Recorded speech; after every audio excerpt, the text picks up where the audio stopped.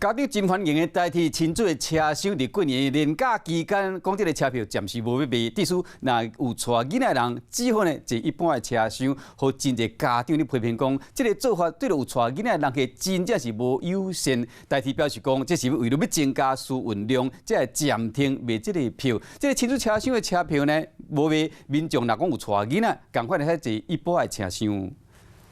当去故乡的人起码过台，过了过年，真侪人会坐台铁等去找团圆。即马过年暝前2天，19号暗时啊，含20号日时，路南的车票已经全部卖完。不过台铁为了增加运输量，打出这张广告引起争议。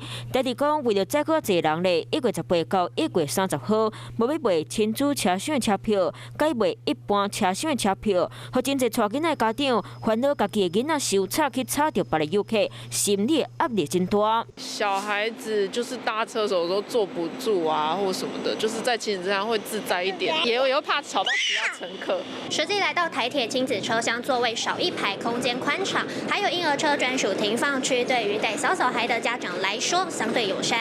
亲子车厢设计甲真古锥，佮儿童游戏区，互囡仔会当安心放电。让一般自强号座位中的通道，敢会当一个人通过，囡仔嘛无所在会当活动。民众想要带规家伙啊过年出去佚佗，却取消卖亲子车厢的车票，民众拢感觉无合理。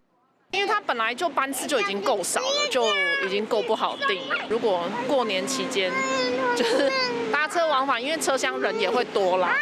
对啊，所以如果有亲子车厢的话，小孩应该可以更自在一点。不过，台铁讲3天以上年假无卖亲子车厢的车票，是为了载更侪人等去厝过年。依照规定，红影车爱收起来，才当载入去车厢内底。